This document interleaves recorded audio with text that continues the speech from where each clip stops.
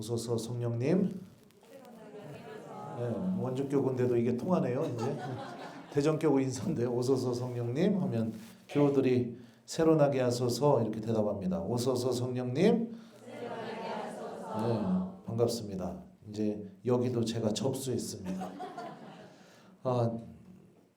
여기 오기 전에 눈이 너무 많이 와갖고 지금 천안도 눈이 엄청 많이 왔어요. 그래서 아까 회장님한테 전화해서 회장님 오늘 합니까? 이렇게 물어보니까 회장님이 해야죠. 그래가지고 고민을 하다가 자동차를 가지고 정비소에 가서 스노우 타이어를 끼고 그리고 왔어요.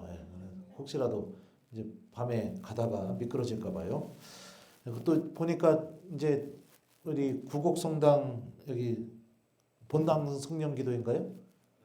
아 그래요? 교구, 원주교구 이 성령세신 봉사에 오늘 이 특강을 시작으로 저도 이제 올해 여기저기 이제 막 돌아다니기 시작하게 됩니다. 그래서 타이어를 바꾸는 게 좋겠다 생각해서 타이어 바꿔 끼고 그리고 왔는데 또 이 미사 전에 본당 신부님 몇 번 뵀지만 뵐 때마다 참 푸근하고 인품이 너무 좋으신 것 같아요. 그래갖고 신부님이 너무 좋아갖고 저도 모르게 이런 얘기를 했어요. 불러주시면 언제든지 오겠습니다. 신부님이 진짜요?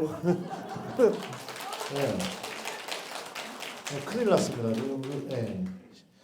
왜 그런 말을 했을까? 제가 지금 그렇습니다.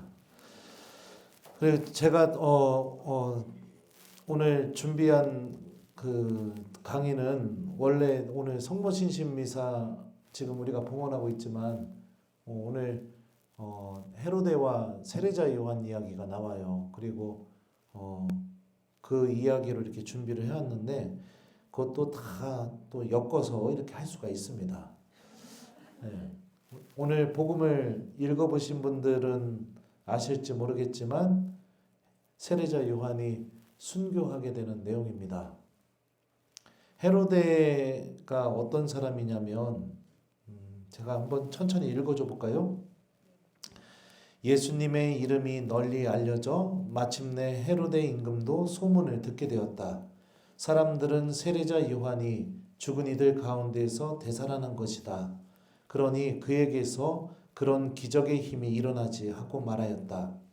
그러나 어떤 이들은 그는 엘리야다 하는가 하면 또 어떤 이들은 옛 예언자들과 같은 예언자다 하였다. 헤로데는 이러한 소문을 듣고 내가 목을 벤 그 요한이 되살아났구나 하고 말하였다. 이 헤로데는 사람을 보내어 요한을 붙잡아 감옥에 묶어둔 일이 있었다. 그의 동생 필리포스의 아내 헤로디아 때문이었는데 헤로데가 이 여자와 혼인하였던 것이다. 그래서 요한은 헤로데에게 동생의 아내를 차지하는 것은 옳지 않습니다 하고 여러 차례 말하였다. 헤로디아는 요한에게 앙심을 품고 그를 죽이려고 하였으나 뜻을 이루지 못하였다. 헤로데가 요한을 의롭고 거룩한 사람으로 알고 그를 두려워하며 보호해 주었을 뿐만 아니라 그의 말을 들을 때에 몹시 당황해하면서도 기꺼이 듣곤 하였기 때문이다. 그런데 좋은 기회가 왔다. 헤로데가 자기 생일에 고관들과 무관들과 갈릴레아의 유지들을 청하여 잔치를 베풀었다. 그 자리에 헤로디아의 딸이 들어가 춤을 추어 헤로데와 그의 손님들을 즐겁게 하였다. 그래서 임금은 그 소녀에게 무엇이든 원하는 것을 나에게 청하여라. 내가 너에게 주겠다 하고 말할 뿐만 아니라 내가 청하는 것은 무엇이든 내 왕국의 절반이라도 너에게 주겠다 하고 굳게 맹세까지 하였다. 소녀가 나가서 자기 어머니에게 무엇을 청할까요? 하자 그 여자는 세례자 요한의 머리를 요구하여라 하고 일렀다. 소녀는 곧 서둘러 임금에게 가서 당장 세례자 요한의 머리를 쟁반에 담아 저에게 주시기를 바랍니다 하고 청하였다. 임금은 몹시 괴로웠지만 맹세까지 하였고 또 손님들 앞이라 그의 청을 물리고 싶지 않았다. 그래서 임금은 곧 경비병을 보내며 요한의 머리를 가져오라고 명령하였다. 경비병이 물러가 감옥에서 요한의 목을 베어 머리를 쟁반에 담아다가 소녀에게 주자 소녀는 그것을 자기 어머니에게 주었다. 그 뒤에 요한의 제자들이 소문을 듣고 가서 그의 죽음을 거두어 무덤에 모셨다. 오늘 아침에 미사 다 하셨죠? 다 들었던 말씀이죠? 예. 이거 막 이거 기대면은 이거 제대가 앞으로 날아가게 생겼군요. 예. 근데 배가 좀 나와서 제가 이 복음에 비춰진 이 헤로데의 모습에 대해서 좀 한번 생각해 보죠. 예, 이 사람은 복음서에서 임금이라고 하니까요 막강한 권력을 갖고 있었겠죠. 세례자 요한의 목숨도 빼앗을 수 있을 정도로 말 한마디로 그런 권력자였습니다. 권력자니까 또 뭐가 많았을까요? 돈도 많았겠죠. 그죠? 예. 그리고 또 주변에 어떤 사람들이 많았을까요? 자기에게 아부하고 좋은 말하고 그런 사람들이 주변에 많이 있었겠죠. 근데 이런 헤로데가 근데 또 이런 절대 권력을 갖고 있으면서도 또 어떤 상태에 있었느냐? 세례자 요한이 헤로데에게 얘기하죠. 동생의 아내를 차지하는 것은 옳지 않습니다. 그러니까 헤로데는 죄 속에 있었어요. 그죠? 간음, 불륜, 그런 상태에 놓여 있는 게 헤로데의 모습입니다. 근데 또 헤로데가 그러면은 죄 속에 있었고 막강한 권력도 있었고 돈도 많았고 그런 사람이었느냐? 그냥 그리고 세례자 요한을 죽여버리니까 나쁜 사람이냐? 그런 어둠 속에 있었지만 복음에 아주 또 특이한 표현이 있습니다. 그게 뭐냐? 세례자 요한을 감옥에 가두었는데 이렇게 복음은 얘기해요. 헤로데가 요한을 의롭고 거룩한 사람으로 알고 그를 두려워하며 보호해 주었을 뿐만 아니라 그의 말을 들을 때 몹시 당황해 하면서도 기꺼이 듣곤 하였기 때문이다. 이런 표현이 나옵니다. 그러니까 생각해봐요. 아쉬울 게 없는 사람이에요. 그리고 자기가 자기 동생 아내를 빼앗아서 데리고 살아도 헤로데한테 아무도 얘기를 못했겠죠. 그죠? 그런 상황인데 아쉬울 게 없는데 세례자 요한의 말을 들을 때는 몹시 당황해하면서도 기꺼이 듣고 있었다. 여기서 기꺼이라는 이 표현이요. 그리스어 성경을 보게 되면 무슨 뜻을 갖고 있느냐? 기쁘게. 그러니까 세례자 요한의 말을 직역하면 기쁘게 듣곤 하였기 때문이다. 세례자 요한의 말을 듣는 것을 너무너무 기뻐하고 좋아했다. 또 세례자 요한의 말을 기쁘게 받아들였기 때문이다. 이렇게도 번역이 가능합니다. 왜 그러느냐? 헤로데는 죄 속에 있었지만 세례자 요한의 입에서 나오는 모든 말이 하느님에게서 나오는 말이라는 것을 알고 있었습니다. 그러니까 요한이 하느님의 사람이라는 것도 알고 있었던 거예요. 그러니까 세례자 요한의 말을 듣는 것을 소중하게 여긴 겁니다. 내가 죄 속에 있어도. 여기서 우리는 우리들의 모습을 한 가지 알 수 있습니다. 아무리 큰 죄를 저질렀다 하더라도 악하다 하더라도 나의 삶이 어둠 속에 있다 하더라도 모든 사람은요. 하나님을 찾는 갈망, 구원받고 싶은 욕망, 그러니까 내가 구원받고 싶은 마음, 그리고 하나님께서 주시는 그 은총의 삶으로 들어가고 싶어하는 열망을 누구나 다 갖고 있다는 겁니다. 사람이면 누구나 다 갖고 있어요. 왜냐하면 창세기의 말씀처럼 우리는 모두 하나님의 모상대로 창조되었기 때문입니다. 우리가 하나님에게서 태어난 사람들이기 때문에 그래요. 근데 이렇게 헤로데가 요한이 하느님에게서 온 사람이라는 것을 인식하고 있었고 그의 영혼도 요한이 전해주는 그 말이 자신의 구원받는데 반드시 필요한 말이라는 것을 그의 영혼도 본능적으로 알고 있었고 그랬는데 어떤 일이 벌어지게 되느냐? 이 세례자 요한을 죽이게 되는 비극이 벌어지게 됩니다. 그 죽이게 된 이유가 뭐냐? 복음은 이렇게 표현해요. 임금은 몹시 괴로웠지만 맹세까지 하였고 또 손님들 앞이라 그의 청을 물리치고 싶지 않았다. 그러니까 무엇 때문에 세례자 요한을 죽이게 됐을까요? 1번 체면, 2번 하느님께 보여지는 나의 모습. 네? 체면 때문에.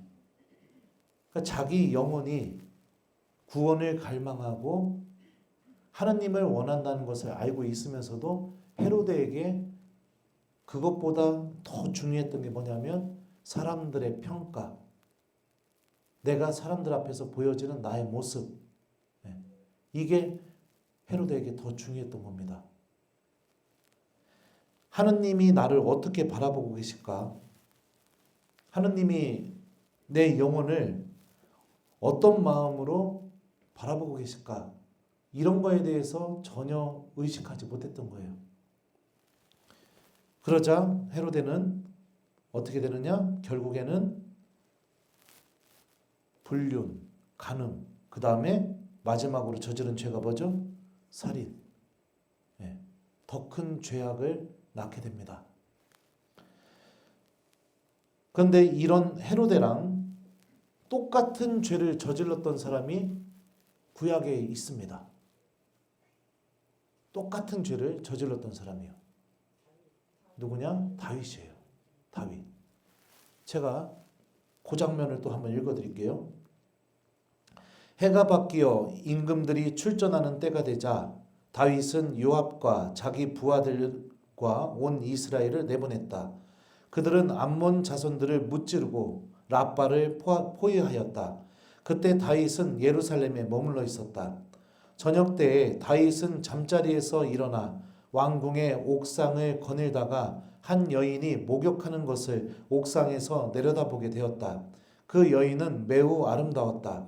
다윗은 사람을 보내어 그 여인이 누구인지 알아보았는데 어떤 이가 그 여자는 엘리암의 딸 밧세바로 히타이트 사람 우리아의 아내가 아닙니까 하였다. 다윗은 사람을 보내어 그 여인을 데려왔다.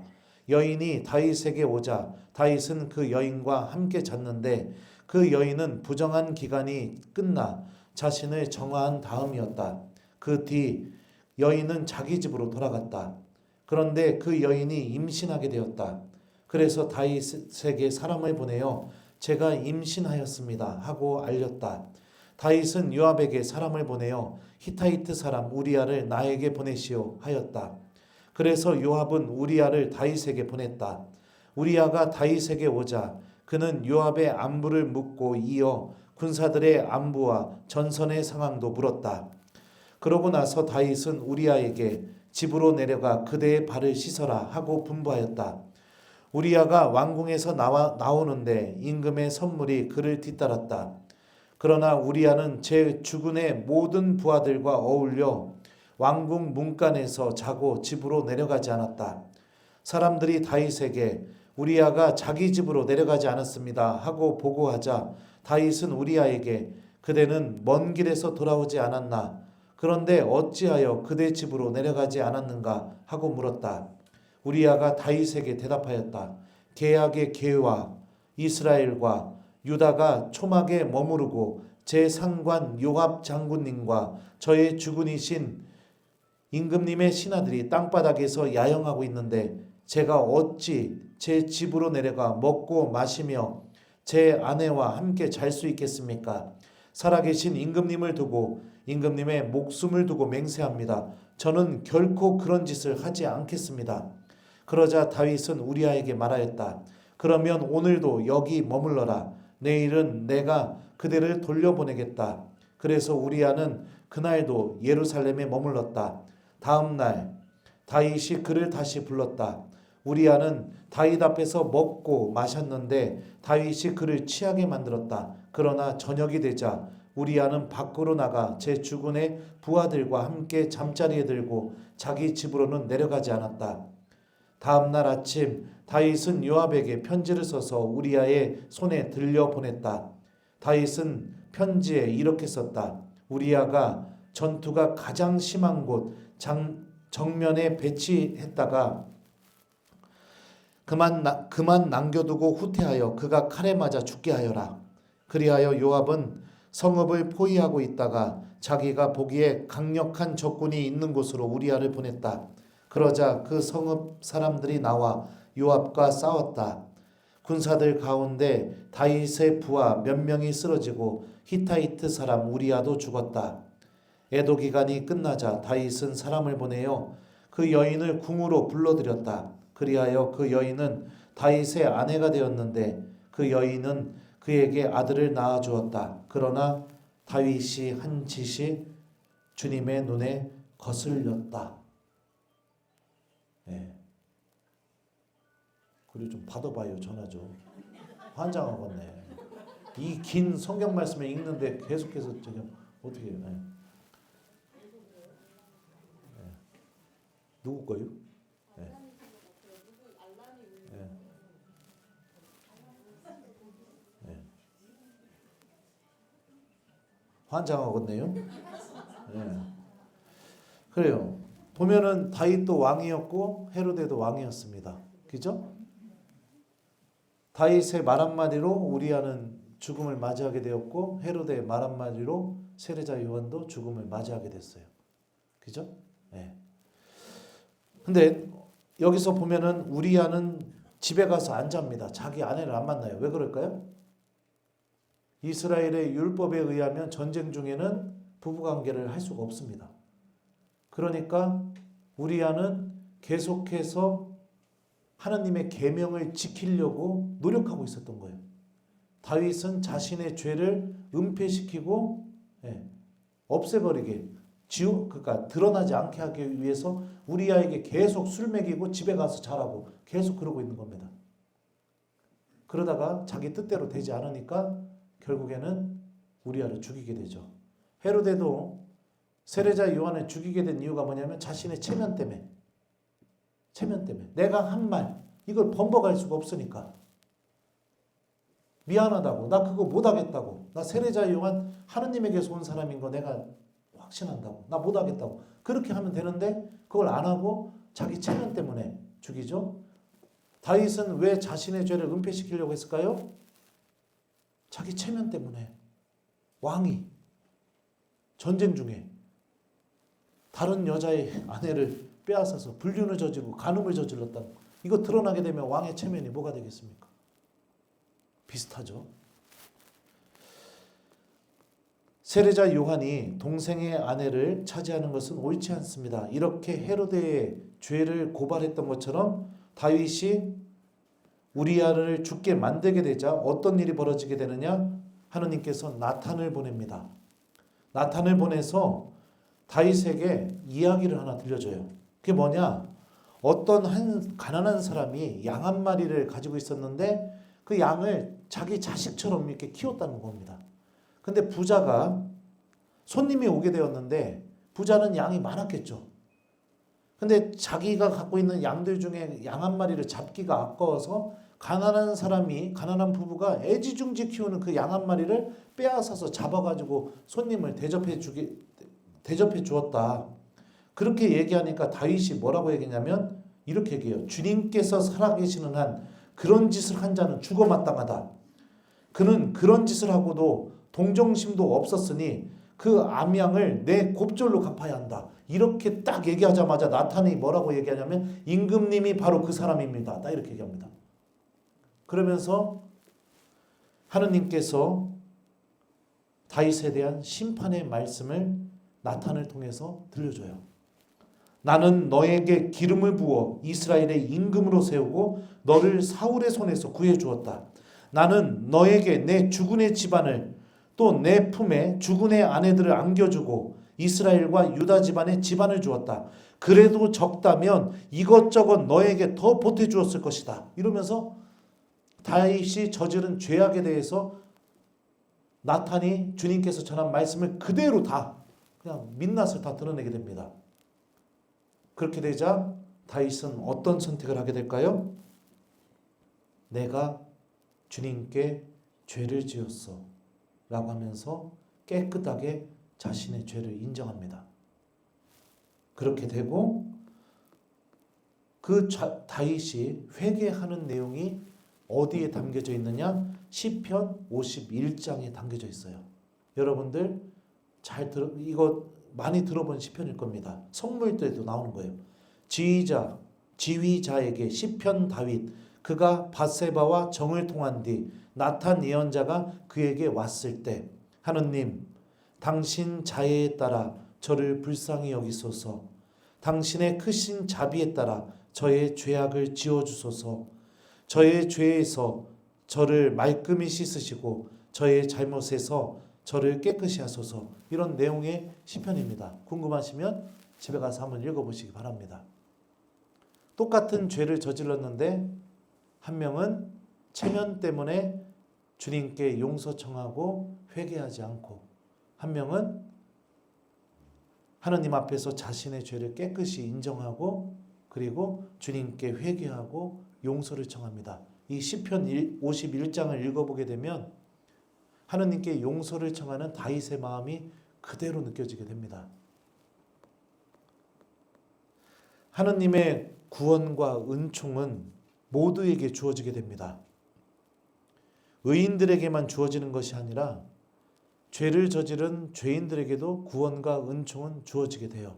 그리고 예수님께서 나는 의인이 아니라 죄인을 부르러 왔다라고 당신 스스로 말씀하셨던 것처럼, 그리고 건강한 사람에게는 의사가 필요 없지만 병자들에게는 의사가 필요하다 이렇게 말씀하셨던 것처럼, 하늘나라에서는 회개할 필요가 없는 의인 99보다 회개하는 죄인 1명을 두고 기뻐한다 이렇게 말씀하셨던 것처럼, 하느님의 특별한 사랑과 자비와 은총과 모든 도움은 우리가 죄를 짓게 되게 되면요, 몇십 배, 몇백 배, 몇천 배 더 강하게 우리에게 쏟아지게 됩니다.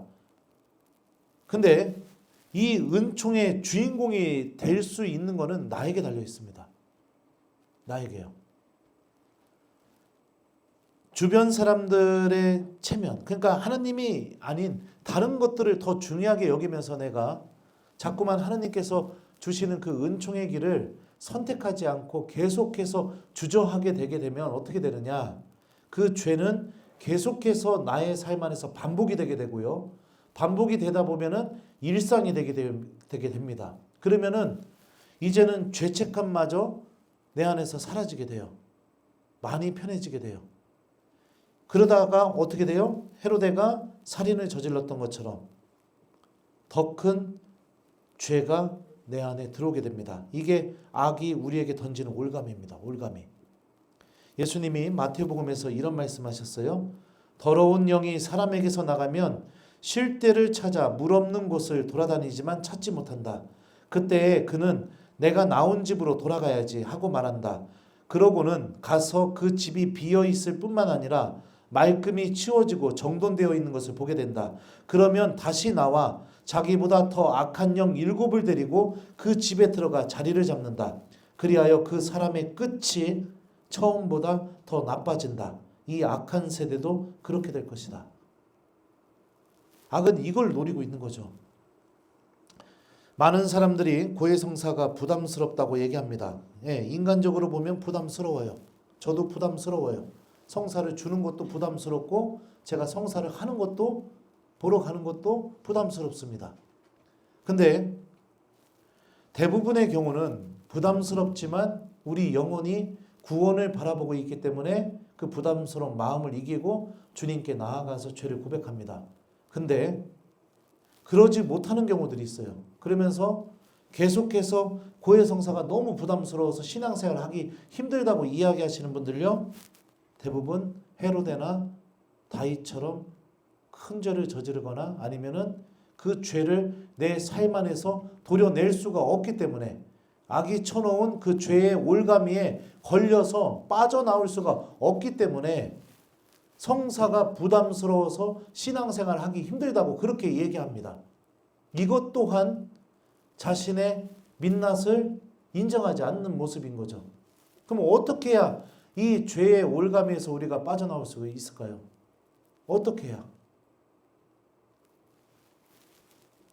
어떻게 해야 내가 구원으로 걸어나가는 사람이 될 수 있을까요? 다윗의 모습을 우리가 기억했으면 좋겠습니다. 내가 주님께 죄를 지었어. 그리고 시편 51편 제가 조금 읽어드렸던 것처럼 하느님 앞에서 내가 죄를 저질렀다고, 주님 저를 씻어달라고 그렇게 청했던 것처럼 회개하는 마음, 이게 필요합니다. 그러면 회개는 어떻게 해야 내가 내 안에서 일어날 수 있게 될까요? 내가 지금 이 모습 그대로 심판대에 하느님께 나아간다는 것을 명확하게 인식하게 되면 회개는 일어나게 됩니다. 심판대. 그러면 또 많은 분들이 이런 생각을 할 거예요. 그래도 하느님은 자비로운 심판관이시니까 심판대 나를 용서해 주시겠지. 근데 저도 하느님이 그러셨으면 좋겠어요. 근데 성경 어디를 봐도 심판대, 특히 하느님 나라에 대한 비유, 장면을 보게 되면은 용서, 자비 이런 단어가 없어요. 그럼 뭐라고 하느냐? 기름이 준비된 5 처녀는 신랑과 함께 혼인잔치에 들어가고 기름이 준비가 안 된 나머지 5 처녀는 어떻게 하죠? 주인님 문 좀 열어주세요. 그러니까 나는 너희를 알지 못한다. 이렇게 하시겠대요. 하느님 나라의 비유가. 또 밀은 걷어서 곳간에 걷어들여 들고 쭉정이는 어떻게 한다고 했죠? 꺼져버리지 않는 불에 던져버리겠다고 이렇게 예수님이 얘기하시죠. 그 부분을 생각해 보면 굉장히 무섭죠. 하느님의 자비는 언제까지 주어진다? 내가 삶을 살아가는 순간까지. 내가 죽음을 맞이한 이후에는 하느님과 내가 셈을 해야 되는 그 순간밖에 없다. 내가 정말 이렇게 살아도 괜찮을까? 정말로 내가 그냥 이렇게 죄에 안주하면서 살다가 주님을 만나도 아무 일이 일어나지 않게 될까? 이거에 대해서 한 번만 진지하게 생각해 보게 되면 우리 영혼이 무엇을 선택해야 될지 곧바로 감지하게 됩니다. 그리고 하느님의 은총을 선택하면 됩니다. 근데 그 선택하고서 또 그 빛으로 나아가는 그 길도 쉽지가 않아요. 몇 번이고 넘어지게 될 겁니다. 근데 중요한 건 뭐냐면 넘어졌을 때 내가 하느님에게서 완전히 떨어져 나갔다. 이렇게 생각하는 것도 잘못된 거예요. 왜냐하면 하느님은 나를 포기하신 적이 없기 때문입니다. 우리 아까 복음 말씀 이렇게 들었지만 그 성모신신 미사 우리 복음이요. 예수님이 뭐라고 했죠? 하늘에 계신 내 아버지의 뜻을 실행하는 사람이 내 형제요, 너희요, 어머니다. 하느님 아버지의 뜻이 뭘까요? 여러분을 구원하는 겁니다. 여러분을 구원하는 거. 그리고 우리는 이 하느님 아버지의 뜻이 이미 이루어진 세례성사를 통해 예수님의 형제요, 누이요, 자매가 됐죠. 세상에 어떤 부모가 자기 자녀를 버릴 수가 있겠습니까? 부모가 애가 사고를 쳤어도 몇 번이고 사고를 쳤어도 그 애를 버리고 너 같은 거 이제 필요 없어. 나가. 끝. 이제 안 봐. 나가서 알아서 잘 빌어먹고 살아. 이렇게 할 부모가 누가 있겠어요? 근데 제 부모님도 그래요. 저는 논도 태워보고 사고도 많이 쳐보고 아버지 자동차도 운전 연습하다가 때려 부셔본 적도 있고 또 내가 무슨 사고를 쳤더라. 하여튼 별의별 사고를 다 쳤지만 지금까지 한 번도 부모님이 저를 버리신 적이 없는데 제 부모님이 그렇다면 하느님의 마음은 어떻겠습니까? 제 부모님이 그렇다면요. 제가 1월 초에 우리 본당 중고등부 아이들을 데리고 그 이탈리아 성지순례를 다녀왔어요. 이거를 2년을 준비했습니다. 2년을. 참 이거를 제가 제 입으로 얘기하니까 참 저도 그래요. 왜냐하면은 예수님이 오른손이 한 일을 왼손이 모르게 하라고 그랬는데 여러분들 회개시키려고 지금 까는 거예요. 이것 때 천국 가서 주님한테 칭찬받아야 되는데 이제 끝났어요. 이제 자동차 한 대 값 썼어요. 2년 동안 다녔던 강사료 유튜브 수익금 모아가지고 새 차 한 대 값을 썼어요. 아이들을 위해서. 비행기표도 사고 호텔도 예약하고 뭐 애들 먹을 거 사줄 돈도 준비하고 뭐 그래서 그렇게 다니는데 제가 그렇게 하면은 우리 아이들이 미사도 열심히 나오고 그리고 저기 뭡니까 교리도 열심히 듣고 그럴 줄 알았어요. 근데 거의 1년 가까이 막 그렇게 하는데 시간이 그 성지순례 날짜가 가까워지면 가까워질수록 애들이 미사는 더 안 나오고 교리는 아예 그냥 그 째버리고 그러는 거예요. 그러니까 너무너무 속이 상한 거예요. 그래서 제가 벼르고 있다가 작년 그 대림 시작하기 전에 애들하고 엄마 다 모여라. 성지순례 가는 다 모여라 하고 앉혀놓고선 제가 그 토요일이었죠. 그러니까 그 전날 제가 금요일부터 토요일까지 어떻게 하고 다녔는지를 애들한테 얘기를 했습니다. 신부님은 니네 비행기표 살려고 어제 아침에 오전 미사 끝나고 2시에 수원신학교에서 강의가 있어서 미사 끝나고 가다가 햄버거 드라이브스루 들어가서 거기서 햄버거 하나 사가지고 그거 들고선 고속도로에서 운전하면서 막 먹으면서 수원신학교까지 가서 2시부터 5시 반까지 강의하고 그거 끝나고 나서 그 수원교회 어떤 본당에서 저녁 때 특강이 있어가지고 그 본당으로 이동하는데 밥을 먹을 시간이 없었는데 그 저기 뭐예요 하상신학원 끝나고 나서 자매들이 간식 준 거 그 간식 몇 개 먹고 그 본당 가서 특강하고 그리고 나서 그 다음날 또 수원교회 어떤 본당에서 강의가 있어가지고 아는 신부님 본당 가서 하룻밤 얻어 자고선 다음날 아침에 아침도 안 먹고 그 본당 가서 또 특강하고 그리고 나서 본당으로 돌아와야 되는데 그날이 또 솔매성지에서 그 대종교구 그 어르신의 날 축제가 있는데 노인사목부 담당 신부님이 와서 특강하라고 해가지고선 그 수원에서 솔매까지 또 운전하고 가는데 또 그 본당 자매들이 신부님 불쌍하다고 김밥 2줄 줘가지고 그 2줄 들고선 솔매까지 운전하면 가면서 먹으면서 가가지고서 거기서 특강하고 그리고 본당 돌아와서 저녁 미사를 하고 그 본당 돌아와서 미사 전에 내가 이틀 만에 처음으로 밥이라는 걸 먹었다. 그리고서 내가 지금 저녁 미사를 하고 지금 니들을 만나는 거다. 신부님은 니들 기쁘게 해주려고 이러고 다니고 있는데 니들은 야 해도 너무한 거 아니냐. 엄마들 앞에서 내가 이 얘기를 다 했슈. 그러면서 내가 그랬어요. 그러니 나도 안 되겠다. 이제부터 이렇게 하겠다. 교리 한 번 빠지면 5만 원. 미사 한 번 빠지면 5만 원. 예를 들어서 교리랑 미사를 다 째버리면은 얼마? 10만 원. 그래서 지금부터 시작해서 성수순례 가기 전까지 출석부 그거 다 해가지고서 빠진 횟수 곱하기 5만 원. 이렇게 해야겠다. 그 사람은 내가 그만큼 빼고 비행기 값을 내주겠다. 네, 저거 난리 났어요. 그랬죠. 그랬더니 다음날 어떤 일이 벌어졌을까요? 다음 주부터 한 명도 안 빠지는 거예요. 한 명도 안 빠지는 거예요. 신부님이 그렇게 고생해갖고 내는 돈은 하나도 안 아깝고 내 주머니에서 나가는 5만 원은 무진장 아까운 거예요. 그러니까 성지순례 가기 전까지 이 애들이 제 마음에 어떻게 됐을까요? 솔직히 서운하고 얄미웠죠. 그리고 나서 순례를 다 했는데 마지막 날 한국으로 돌아오는 날 한 아이가 아파가지고 응급실에 가게 돼서 그 아이가 그 저녁 비행기를 못 타게 된 상황인 거예요.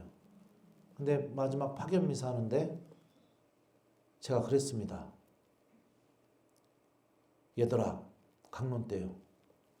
신부님이 영어로 뭐냐? 그랬더니 애들이 father요 그러더라고요. 그 father 뜻이 뭐예요? 아버지요. 그래서 신부님은 못 가. 니들하고. 니들은 학사님하고 청소년 목사님하고 가. 신부님은 얘 데리고 가야 돼요. 예.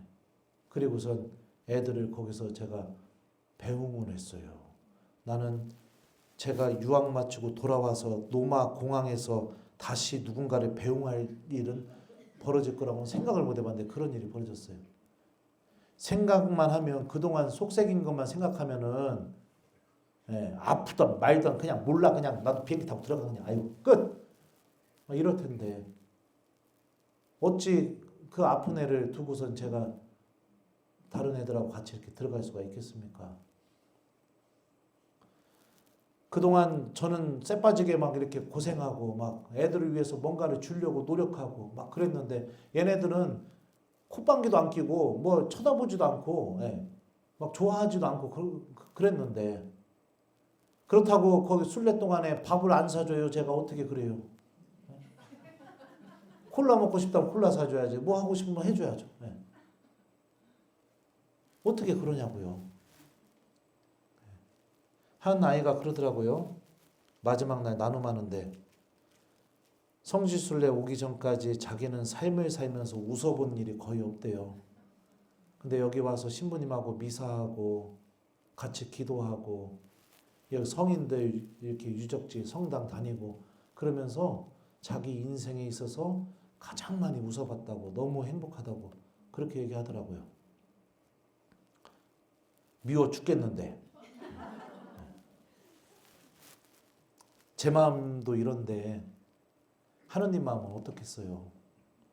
우리를 구원하시려고 세상 창조 이전부터 우리에게 필요한 모든 은총을 준비해 놓고 내가 알아주던 안 알아주던 내가 고마워하던 고마워하지 않던 내가 그것을 소중하게 여겨주던 여겨주지 않던 마치 제가 아이들이 관심을 갖던 말던 애들을 위해서 하나씩 하나씩 준비했던 것처럼 제가 그랬다면 하나님은 얼마나 더 어마어마하게 준비해놓고 우리들을 구원으로 인도하려고 하겠습니까? 그 아이가 아파가지고 한국에 못 가게 됐을 때 제가 남았던 것처럼 왜요? 저는 제가 그런 말을 그렇게 멋있는 말을 하게 될 거라고는 전혀 생각 못 했어요. 아버지라서 못 간다. 그런 것처럼. 하느님도 마찬가지죠. 누구 하나가 죄로 인해서 넘어지거나 내가 하느님의 은총으로 떨어져 나갔다면 주님께서도 모든 신경을 그 한 사람을 향해서 쓰고 계시겠죠. 그리고 내가 은총으로 걸어 나가다가 다시 넘어졌다. 그래도 하느님은 그 다시 넘어진 사람을 바라보면서 당신의 모든 은총을 다시 주시고 그가 다시는 희망을 갖게 해주기를 주님께서는 바라고 계시겠죠. 오늘 일독서에 이런 말씀이 나와요. 나는 결코 너를 떠나지도 않고 버리지도 않겠다. 제가 오늘 강의 주제이기도 합니다. 나는 너를 결코 떠나지도 않고 버리지도 않겠다. 이 말씀처럼 하느님께서도 헤로데를 떠나신 적이 없어요. 왜요? 그의 곁에 어떻게 됐든지 세례자 요한이 있었고 그는 세례자 요한을 통해서 자기가 구원을 받는데 필요한 주님의 말씀을 계속해서 들을 수 있었고 하나님은 그런 분이십니다. 근데 중요한 건 뭐냐? 이렇게 주님이 나를 어마어마하게 사랑하고 기회를 다시 주시고 은총을 다시 주신다 하더라도 내가 선택하지 않는다면 내가 그 하느님의 은총 안으로 들어가려고 용기를 내지 않는다면 하느님의 자비와 사랑이 아무리 크다 하더라도 내 안에서 이루어질 수가 없는 겁니다. 염치 없어도 주님의 옷자락을 붙잡는 신앙인이 되십시오.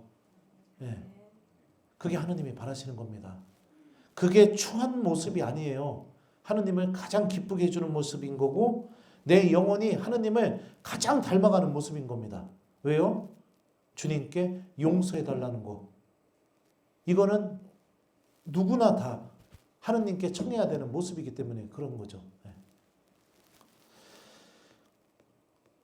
베드로가 물 위를 걷다가 물에 빠져요. 그죠? 그러니까 예수님한테 뭐라고 하죠? 1번 아무 소리도 안 하고 물에 빠져 죽어버렸다 그냥. 2번 주님 저를 구해 주십시오 하고 예수님께 소리 질렀다. 몇 번이에요? 네, 그래요. 네, 이게 이런 믿음만 있으면 되는 겁니다. 주님 저를 구해 주십시오. 내가 넘어졌을 때 예수님을 바라보고 주님 저를 구해 주십시오. 우리가 이렇게 주님께 도움을 청하고 나아간다면 예수님께서는 반드시 우리 안에서 당신의 놀라운 일을 일으키기 시작하게 될 겁니다. 악은 항상 우리가 죄에 익숙해지기를 바라고 있어요. 그 매혹적인 죄일수록, 강렬한 죄일수록 더더욱 그 죄가 우리 안에 뿌리를 내려서 하나님을 바라보지 못하게 그렇게 하기를 원하고 있습니다. 어둠 속에서 나아가지 않도록. 하지만 우리 영혼은요, 아무리 그런 유혹 속에 있다 하더라도 하나님을 찾는 마음이 있습니다. 제가 여기서도 얘기했나 모르겠지만 복음서에 보면은 마귀 들린 사람들이 보통 예수님을 만날 때 어떻게 만나느냐? 1번 예수님이 그 사람에게 찾아가셨다. 2번 그 마귀 들린 사람이 스스로 예수님께 왔다. 몇 번일까요? 네? 네. 마귀 들린 사람이 스스로 예수님께 왔어요. 근데 마귀 입장에서는 예수님을 만나는 게 죽도록 싫겠죠. 그러니까 예수님한테 때가 되기도 전에 저희를 괴롭히시러 오셨습니까? 이렇게 얘기하잖아요. 죽도록 싫은데 마귀 들린 사람이 예수님께 가요. 이거는 어떻게 설명이 되느냐? 악이 누군가를 지배한다 하더라도 그 사람 영혼이 구원받고 싶어하는 갈망까지는 악이 꺾을 수가 없다는 것을 의미하죠. 그러니까 마귀 들린 사람이 스스로 예수님께 걸어갔다는 것은 마귀 들렸음에도 불구하고 그 사람의 영혼이 구원받고 싶고 용서받고 싶고 다시 하느님 안에서 살아가고 싶어하는 그 열망이 그 사람을 그 예수님께로 가게 만든 거죠. 그렇다면 삶을 살다가 우리들에게 우리 영혼이 신호를 보낼 때가 있습니다. 내가 죄에 아주 익숙해져 있는데도 나에게 신호를 보낼 때가 있어요. 고해성사 보고 싶은 마음이 들 때가 분명히 있거든요. 그럴 때 우리들도 영혼이 나에게 신호를 보내는 그 신호를 내가 무시하지 않고 하나님의 자비에 내가 믿음을 두면서 걸어나가는 주님께로 가는 그런 신앙인이 되는 게 필요하죠. 오늘 복음 말씀도 좀 한번 보죠. 이렇게 예수님이 말씀하셨죠. 이들이 내 어머니고 내 형제들이다. 하늘에 계신 내 아버지의 뜻을 실행하는 사람이 내 형제요 누이요 어머니다. 하느님 아버지의 뜻은 우리를 구원하시는 게 하느님 아버지의 뜻이겠죠. 그리고 하느님 아버지의 뜻을 실행한다. 이게 무엇을 의미할까? 루카복음은 같은 본문이에요. 같은 이야기를 다음과 같이 해석을 했습니다. 그러자 예수님께서 그들에게 이르셨다. 내 어머니와 내 형제들은 하느님의 말씀을 듣고 실행하는 이 사람들이다. 그러니까 하느님 아버지의 뜻을 실행한다는 게 무엇이냐? 주님의 말씀을 듣고 실행하는 것이라고 루카복음은 그렇게 이해해서 복음을 이렇게 썼어요. 하느님의 말씀 안에는 우리를 구원할 수 있는 모든 주님의 은총과 도움이 다 담겨져 있습니다. 그리고 주님의 말씀을 우리가 듣기 시작하게 되면은 누가 우리 안에서 힘을 드러내기 시작하느냐? 바로 성령께서 힘을 드러내기 시작하게 됩니다.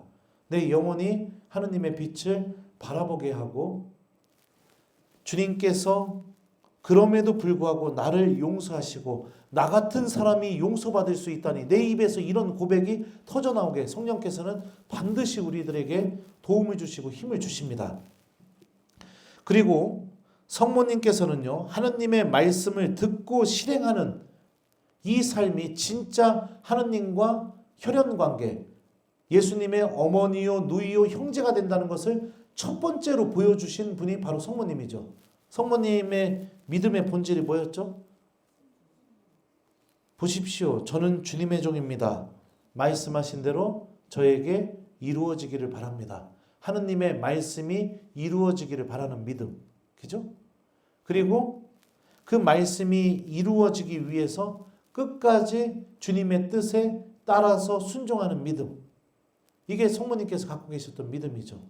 이 믿음을 갖게 되니까 하느님께서 정말로 예수님의 형제요, 어머니요, 누이가 되는 그 관계를 맺게 된다는 것을 성모님을 통해서 보여주신 거죠. 네. 그렇다면 우리를 버리지도 않고 떠나지도 않으시는 하느님, 우리를 구원하시기를 간절히 바라시는 하느님, 우리를 당신 나라로 반드시 데려가기를 바라시는 그 하느님, 그 하느님을 일상의 삶 안에서 계속해서 체험하고 내가 죄에 떨어져서 넘어졌을 때 다시 희망을 가질 수 있는 힘을 어디에서 우리가 찾을 수 있느냐? 바로 주님의 말씀 안에서 우리가 찾을 수 있는 겁니다. 그래서 여러분들 하느님의 말씀을 내가 기억하면서 살아가는 게 굉장히 중요한 거예요. 주님의 말씀을 내 마음속에 담지 않으면 삶 안에서 변화가 일어나지 않아요. 이렇게 오셔가지고 특강도 듣고 미사도 듣고 그러면 막 결심도 생기고 그래 잘해야지 이러죠. 여러분들 여기서 이렇게 강의 듣고 미사 듣고 심령 기도하고 또 성령 하느님 체험하는 동안에 마귀는 여러분들 집에서 여러분들 기다리고 있을 겁니다. 그러면서 이렇게 말할 거예요. 여러분들 성당으로 떠나는 그 뒤통수 바라보면서 아마 이렇게 말했을 거예요. 가서 하느님 많이 체험하고 와. 가서 주님 말씀 많이 듣고 와. 난 집에서 기다리고 있을게. 너 돌아오면 다시 기도 안 할 거야. 너 돌아오면 다시 성체 앞으로 안 갈 거야. 너 돌아오면 다시 하느님 말씀 없이 살 거야. 너는 언제나 그랬어. 그러니까 나는 하나도 걱정이 안 돼. 가서 좋은 말씀 잘 듣고 와. 난 네 집에서 기다리고 있을게. 너의 집에는 여전히 네가 가서 눈물 흘리고 고해성사하고 심령기도하고 그리고 돌아와도 너의 집에는 다시 촛불은 켜지지 않을 거야. 너의 집에 있는 그 성경책은 다시 펼쳐지지 않을 거야. 나는 확신해. 잘 다녀와. 집에서 기다릴게. 분명히 그러고 있을 겁니다. 왜 이런 일이 벌어지느냐? 가슴 안에 내 생각과 마음 안에 하느님의 말씀을 담아두지 않기 때문입니다. 왜 죄에 안주하게 되느냐? 내 생각과 마음 안에 주님의 말씀을 담아두지 않기 때문입니다. 왜 삶 안에서 변화가 일어나지 않느냐? 내 생각과 마음 안에 주님의 말씀을 담아놓지 않기 때문입니다. 하느님이 살아계시다는 거 느껴도 삶이 왜 안 바뀌느냐? 나의 오늘 하루가 주님 말씀과 함께 시작되지 않고 있기 때문입니다. 아주 중요합니다, 여러분들. 아주 중요해요. 그러니까 마치 좋은 피정, 특강, 또 이런 우리 성령 기도, 또 여러 가지가 있겠죠. 그냥 가서 하느님의 은총을 충만히 느끼지만 다시 그냥 원래 상태로 되돌아오는 그런 다람쥐 쳇바퀴 도는 것 같은 그런 일들이 계속해서 내 삶 안에서 일어나는 거죠. 그래서 성모님께 도움 청하시면서 여러분들 하느님의 말씀 여러분들 마음 안에 간직하세요. 이거 중요해요. 그러지 않으면 절대로 바뀌지 않습니다. 그 올가미에서 빠져나오는 첫 번째 발걸음도 주님의 말씀을 듣는 겁니다. 듣기 시작하게 되면 올가미에서 빠져나올 수 있습니다. 듣기 시작하게 되면은 헤로데처럼 끝까지 하느님이 아닌 다른 것들에 오만 가지 신경을 쓰면서 하느님을 잃어버리는 불행한 사람이 아니라 다윗처럼 빛으로 나아가는 사람이 될 수 있습니다. 베드로처럼 주님께 도와달라고 외치는 사람이 될 수 있습니다. 성모님처럼 예수님의 형제요, 누이요, 어머니가 되는 내가 하느님께 이렇게 소중한 사람이라는 것을 체험하고 그리고 살아가는 사람이 될 수 있습니다. 악은 처음부터 제가 한번 얘기했을 거예요. 사람을 공격할 때 처음으로 공격하는 게 무엇이냐? 우리의 생각과 마음 안에서 주님의 모든 말씀을 빼앗아가는 것. 그리고 그 자리에 뭐를 놓는다? 돈을 넣어놓고 체면을 넣어놓고 자존심을 넣어놓고 욕심을 넣어놓고 그래서 하느님이 하나도 보이지 않게 그렇게 악은 항상 우리들 안에서 그런 일들을 벌이죠. 그래서 다시 한번 여러분들에게 강조하고 싶어요. 좀 써놓으세요. 주님 말씀 좀 써서 수첩 하나 만들어가지고 하고 계시는 분들 계실지 모르겠지만 수첩 하나 만들어서 내가 일어나면서 성호경 긋고 복음 말씀을 큰 소리로 얘기해 보세요. 진짜 달라요. 하루의 시작이 다릅니다. 예를 들면 오늘 성모신신 미사니까요. 하늘에 계신 내 아버지의 뜻을 실행하는 사람이 내 형제요 어머니다. 주님 찬미 받으소서. 이러면서 하루를 시작해 보시라고요. 여러분들 배우자들 깨워줄 때도 하늘에 계신 아니죠. 누가 내 어머니고 내 형제들이냐. 이러면서 여보 일어나. 이렇게 좀 깨워보시고. 그리고 기도를 할 때도 성호경 긋고 곧바로 기도하는 게 아니라 하늘에 계신 내 아버지의 뜻을 실행하는 사람이 내 형제요 누이요 어머니다. 주님의 천사가 마리아께 아뢰오니. 이렇게 해보시라고요.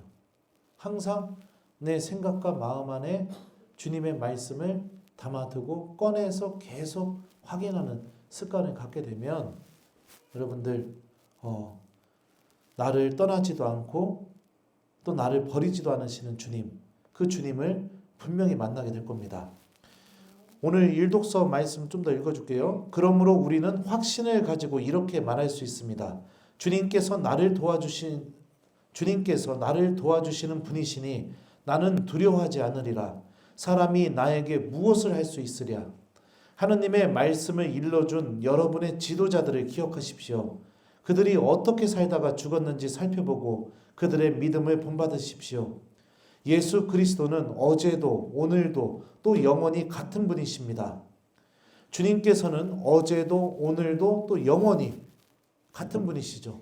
어떤 분이요? 나를 구원하시기 위해서, 나를 용서하시기 위해서, 나에게 영원한 생명을 주시기 위해서 어제도 오늘도 영원히 같은 분으로 내 곁에 함께 계셔 주십니다. 그리고 하느님의 말씀은 그런 주님을 우리가 분명히 바라보고 체험할 수 있게 해줍니다. 제가 우리 아이들하고 그 성지순례 다녀와서 한 아이가 저한테 문자를 이렇게 보내줬어요. 신부님이 아버지라는 생각은 한 번도 해본 적이 없었어요. 근데 신부님이 그때 저희들 보내면서 신부님은 아버지라서 못 간다. 그렇게 얘기하게 돼서 그 말을 듣게 되었을 때 신부님께 얼마나 고마운 마음이 들었나 모릅니다. 이렇게 문자를 보내주더라고요. 제가 했던 말이 마음속에 남게 되니까 저에게 진실한 대화를 이렇게 시작하게 되었죠. 이런 것처럼 하느님의 말씀이 우리 마음 안에 남게 되면요. 기도 안에서 내가 하느님과 진실한 대화를 하기 시작하게 돼요. 진실한 대화. 그리고 성모님처럼 이 말씀이 나에게 정말 이루어지기를 바라는 믿음이 내 안에서 생기기 시작하게 됩니다. 그러면서 내 삶이 은총과 빛으로 나아가게 돼요. 우리 천주교 신자들은 제가 생각할 때는 그래요. 사목하면서 지켜본 결과 하느님을 정말 열심히 사랑하고 믿고 있는데 하느님 말씀에 대해서는 전혀 관심이 없는 사람들, 우리 천주교 신자 같아요. 몸으로는 막 이것저것 봉사 막 하고 이런 거는 아주 열정적인데 하느님 말씀에 대해서는 전혀 관심이 없는 사람들 같다고요. 근데 여러분들 생각해 봐요. 내 남편이 내가 뭐를 이렇게 하지도 않았는데 혼자서 막 나를 위해서 막 뭔가를 막 해줘요. 근데 내 말은 한 번도 들어준 적이 없어요. 행복할까요? 예? 보통 우리가 속 터질 때 뭐라고 하죠? 내 말 좀 들어봐 이러잖아요, 보통. 예. 내 말을 안 들으니까, 들어주지 않으니까. 예. 하느님 관계도 마찬가지입니다. 뭔가를 막 열심히 하는 것도 하느님이 기뻐하시겠지만 더 기뻐하시는 것은 당신의 말씀을 우리가 듣고 그 말씀이 가리키는 대로 우리가 따라가기를 주님께서 정말로 바라고 계시죠. 그래서 우리 여러분들에게 제가 다시 숙제를 내줍니다. 그게 뭐냐? 복음 말씀 기억하기 하세요. 하셔야 됩니다. 그래야 여러분들 살 수 있습니다. 그래야 그 악이 쳐놓은 올가미에서 빠져나올 수 있어요.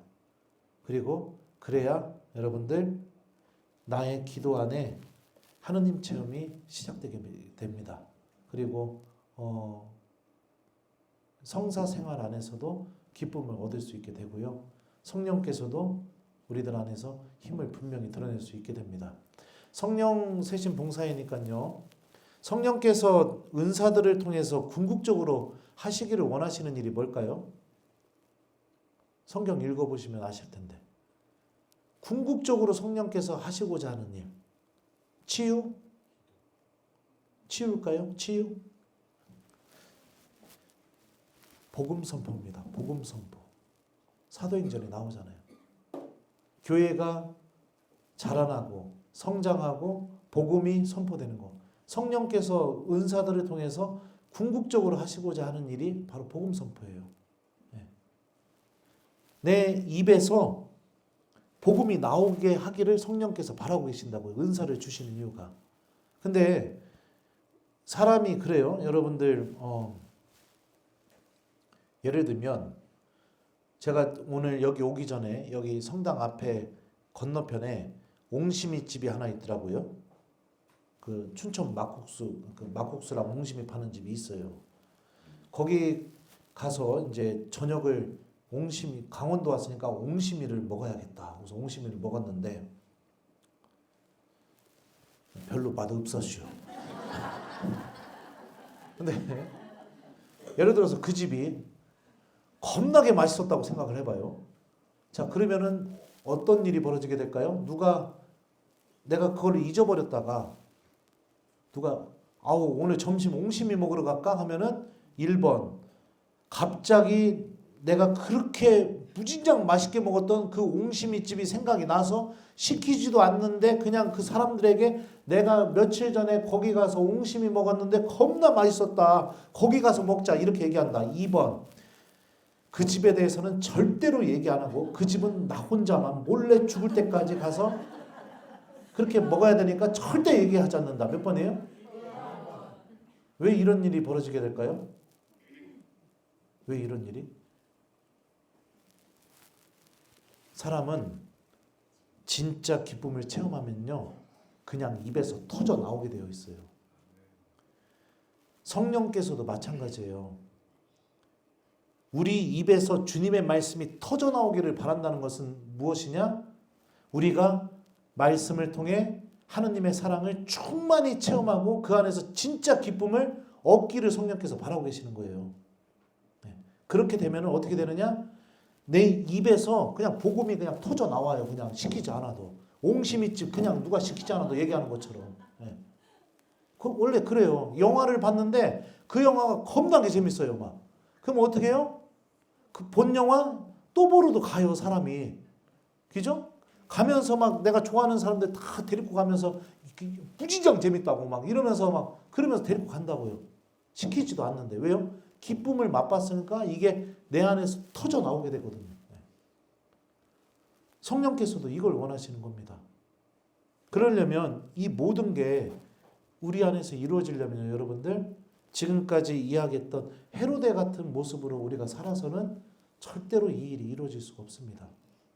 안주해버리고 내 영혼이 하느님을 갈망하고 있으면서도 하느님이 아니라 다른 것만 계속해서 중요하게 여기면서 살아가고, 그죠?